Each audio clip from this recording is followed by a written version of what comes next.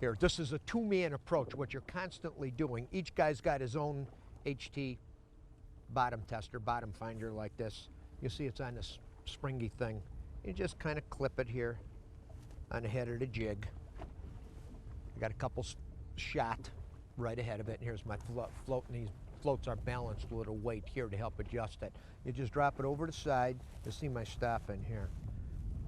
And just keep going, going, going, going. Now watch. Now watch where the float is at. Bing. You can see where I stop. You can see my float from my line. That's right there. You see where the float is? It's right. I'll just reel it down.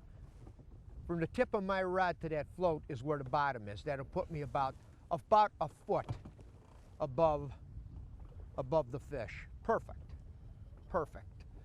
And it's so important to be real close to above those fish, preferably as close as you can. Generally about a foot seems to make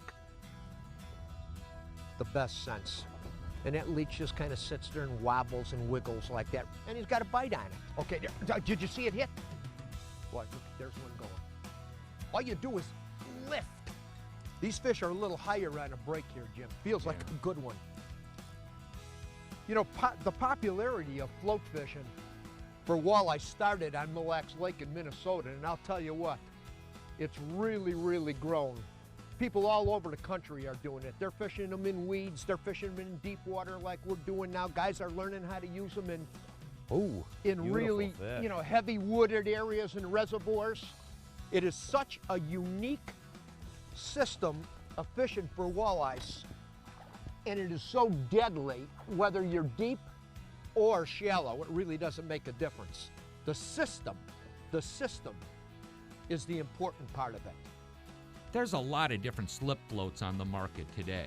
For walleye fishing, the Mille Lacs Slider features a lengthened shaft, making it more suitable for windswept water. Thin stem floats with a fat body are right for lighter wind conditions. One of the more important facets of slip float fishing is balance. Generally, you want to put enough split shot below the float so it goes down with a minimal amount of resistance. For stem floats, fill makes add-on weights to quickly balance your float. As far as the business end of this rig, stealth is the name of the game. For walleyes, we'll fish leeches on a number 6 to number 8 Ultra Point neon bait hook or a 1/16 to 1/64 ounce jig.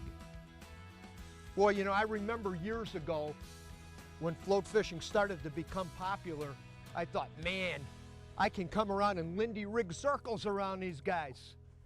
Well, I seen what those floats did. I fished around people, they just caught fish after fish after fish like this. And I would come through and rigging these fish or pulling spinners or plugs.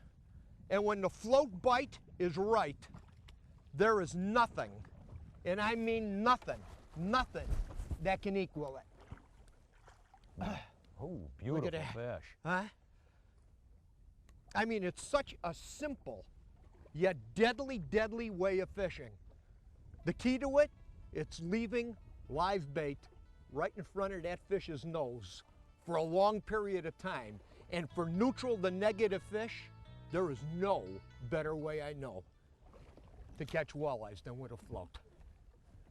Since your walleye fishing success is directly related to how lively your leeches are, it always pays to give them a little TLC. Here's a few simple guidelines to keep your leeches raring to go. Leeches will shrink in size if they're too active, so it's best to store them in a leech tamer because it restricts their movement. The mesh bag floats in your live well and keeps them clean and happy, and also acclimates them to the water temperature of the lake. This will prevent them from balling up on your hook. Lastly, the rule of thumb is never fish a leech faster than it can swim.